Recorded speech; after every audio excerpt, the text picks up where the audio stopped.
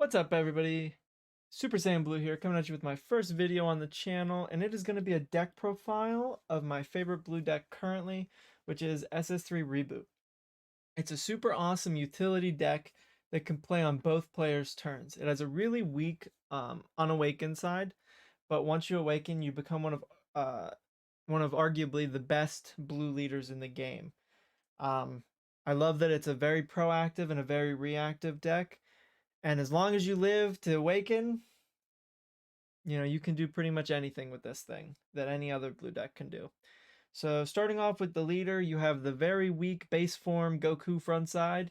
It's just you can't have more than 6 energy in your energy area. Um, and when you attack, the downside is that you lose a card. So you choose one card in your hand, place it at the bottom of your deck, and then you take a life and you put it in your energy. So you're losing life and you're losing uh, hand size. So your front side's very weak. It can make your hand actually pretty small by the time you awaken. But like I said, as long as you get to a good awaken, you know, you could do pretty much anything. The big thing people are going to try and do on your front side is actually not attack you so that you have to crit life to get to your backside. But when this happens, just don't charge an energy that turn and then use your leader effect to actually charge the energy. So theoretically, you would have lost that card anyway, so you're not actually losing a card out of your hand. You're just ramping. Yeah, the card doesn't come in untapped, which can be problematic sometimes, but you're not losing 2 cards a turn to just your energy, because that's what a lot of people will do. They'll try and slow play you. So that's the easiest way to play out of that, is to just not charge and then do your leader effect that way. So it's basically like you place the energy anyways, but you're also getting that self awaken. I don't run any self awakeners in this deck. I don't really like them in here. I think it's just takes up too much space for something that I think the leader does fine by himself.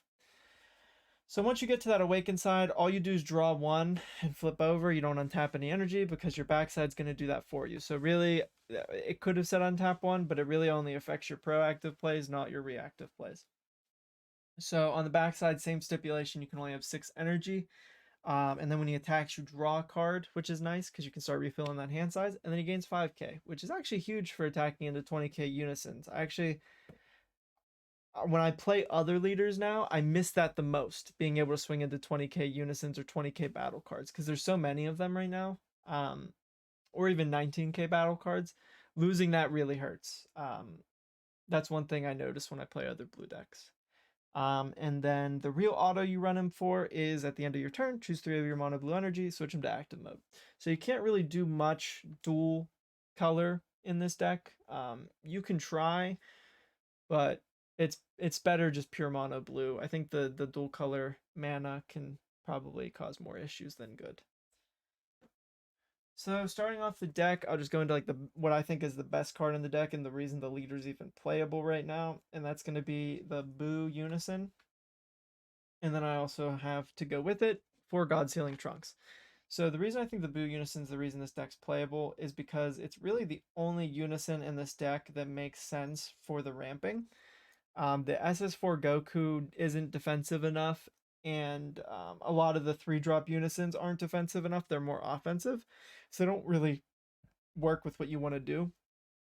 The Baby Unison was okay, and it did make the deck a little bit better, but it still struggled with just, you're tapping 3 energy for a Unison that's a 15k that draws a card, and that's really all it does. So the 3 energy you're using on your turn is to play a 15k, which is not great. All of the plays you do on your turn need to be super impactful if you want to get back into the game from the slow start you have with your front side of your leader. So the Boo Unison's great. It's removal on the -1 when your opponent attacks with a battle card. You just choose one of their battle cards and bottom deck it. And then the +0 is amazing because it makes your leader untap 4 each turn, essentially.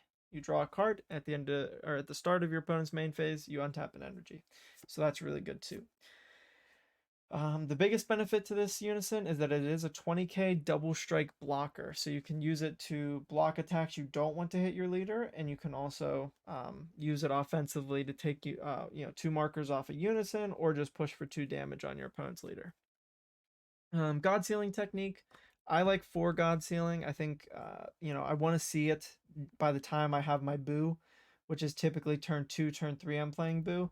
So I really want to have, I really want to have God Sealing for the turn I play Boo. So I run 4. I think it's too good right now with all the Overrealms running around, and just in general, just the really good battle cards that it can hit. It does suck in matchups that play stuff pretty much for free, but if you're not in one of those matchups, it's still one of the best cards in the game. Next set of cards are just going to be, staple cards that any blue deck can run. So you're going to have your 4 super combos, 4D magic, and then 4 bean. So I run the Zeno super combo because of the engine you'll see next here. It just helps with fixing my energy. I can't control what I ramp, so if I ramp a Foo Shrouded, for instance, I do run that. I can, pick it up and then put something else in my energy. It's not limited to picking up mono blue cards, which is huge. Because, like I said, if I were to ramp Foo Shrouded, that shuts off a lot of different plays. So if I have this early, it lets me get that Foo Shrouded out of my energy and then start doing those other, 4 specified cost, 5 specified cost plays. D Magic's just really good. Once again, for the Bojack engine, it just helps out. Getting energy back. The sparking's really good. You can sparking untap 2, and then if you have a Galactic Buster in your energy, use Zeno, grab the Galactic Buster, and then if you have an 8-drop Bojack in your energy, you can play it off that D Magic super combo. So get right back up to 4 energy, which is huge. Being able to play 8-drop Bojack is big because that's going to be your opponent's turn removal, as well as, you want to get that dual attack double strike if you can. It's really good. And then 4 bean, I was running 3 bean, but I realized that turn 2, if you have bean and Boo Unison and your opponent went first, you can play Boo Unison on turn 2. Which Boo Unison on turn 2 is absolutely bonkers. So if you get that off, I mean, it's usually enough to like win most games, if I'm being honest. So, and then obviously next engine is going to be the Bojack engine. I run 2 8-drops, 4 4-drops, and then 3 of the Galactic Buster. I like this. It feels good. I was running 3 8-drops, but honestly, you only really need to see one. You're really not going to play more than one in most matchups, and it tends to just kind of clog if you have too many. You can only have 6 energy, so really you can only have so many of these in your energy to begin with. So limiting the numbers works really well. You have other 10Ks you can use Galactic Buster on. That's really the biggest thing it's there for, is just comboing out of like earlier attacks, things like that, getting extra draws. Plus, you only need to run 3 Galactic Buster because you run the 4 Zeno super combos. So as long as you see a Galactic Buster, you can loop them with the super combo, and you really don't need another one, which is nice. So yeah, this package feels really good. It gives you a lot of removal on your opponent's turn as well as on your turn if you use them offensively. So pretty good.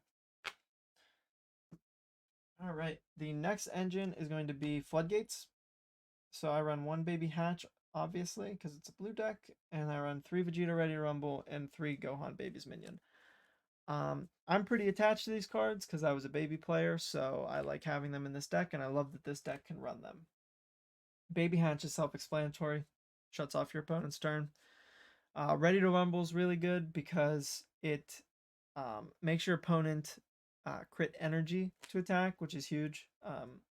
Most people don't want to crit energy, especially since he's a blocker. If they can't remove him, they theoretically have to get rid of 2 energy just to attack your leader again.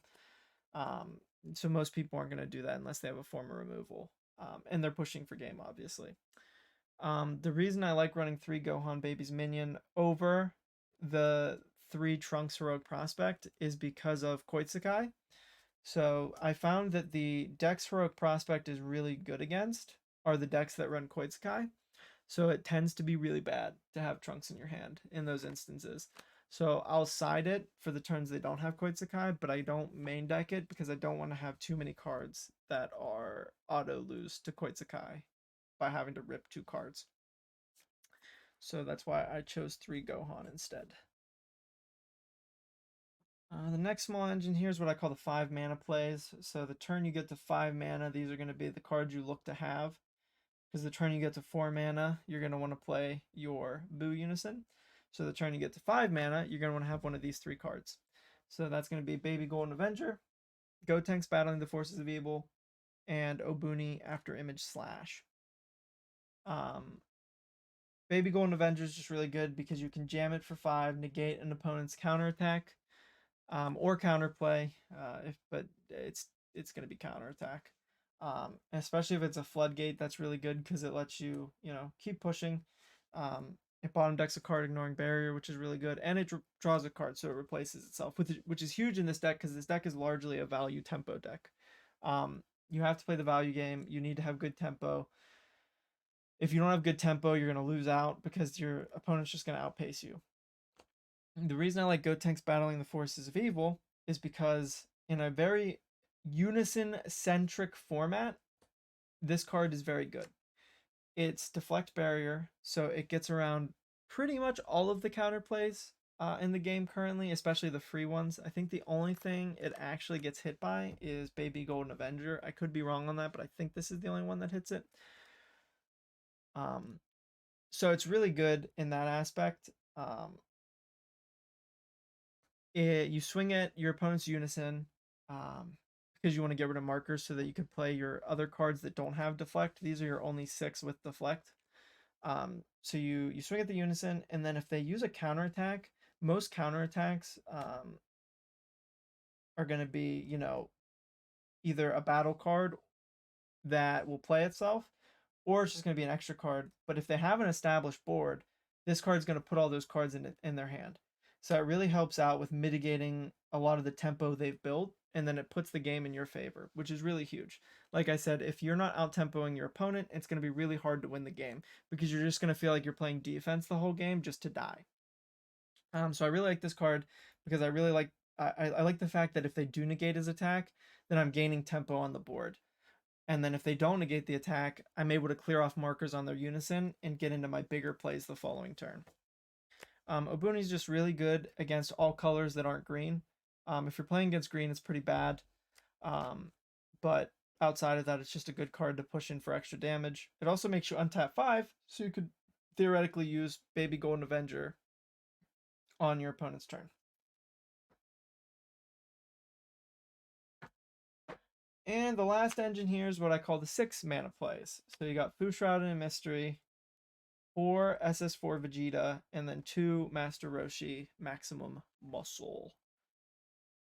The reason I run the Fu Shrouded, even though it is a black card, is because it is a hard game ender against decks that just want to stall out like Baby. The only out for Baby on this card is God Sealing, so you use your Gotenks Battling the Forces of Evil, play around God Sealing, and then you just jam Fu Shrouded, and you theoretically should win the game, right?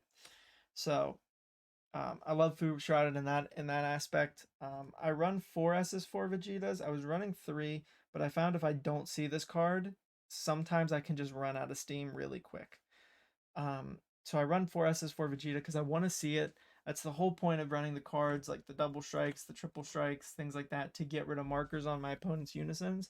I want to be able to get to the point where I don't have to worry about this card getting counterplayed. And I could just jam it, draw 4 cards, and then have a blocker. So, I mean, it's just a really good card. And then lastly, the Master Roshi Maximum Muscle, which is my favorite card in the deck. I cut it at a point, and then I just missed it because it's just, I don't know, it's a funny card. It's Muscle Roshi, can't beat him. It's a crit dual attack barrier, so it's a really good card in the green matchup because pretty much nothing they run can hit it except for that 5-drop Gohan, at least that I know of that they would main deck. At the end of your turn, you draw a card, and when he's played, you bottom deck 2 battle cards. Not ignoring barrier, so it kind of sucks, but you're getting a crit dual attack barrier. It's really good in the green matchup because, if they dormant potential this card's swing, then they have to combo out of a 25k crit barrier, and then you're free to swing with your leader and get your draw. So, I mean, it doesn't feel bad when they dormant it. But other than that, that is pretty much the list. I really like the deck. I think it does well into a lot of the format. I think because the format's not super hyper aggressive, um, it makes this deck feel a lot better. Even in scenarios where, I'm playing against Vegex, which is known to be an aggressive deck, I feel like since they don't really get going until turn 2, uh, you can live through a lot of their burst if you just keep a higher life total going into their turn 2, and then you just get awakened and you just have a lot of options. So yeah, I think the deck's pretty good. I think it's a good option for set 13 pre-ban list. I don't know what the ban list will bring, but I don't think it should ban much from this deck. I doubt they hit Baby Hatch. I doubt they hit Golden Avenger. So, I mean, this deck should be safe. The only thing I'm truly worried about them hitting is the Fu Shrouded. But, I mean, it's not like this deck 100% needs this card to win. It's one of my favorite cards to run. So, that's the deck list. If you like the video, like the video. Subscribe if you want to get notified of future videos. I will be doing more in the future. This is just the first. And yeah, see you guys next time.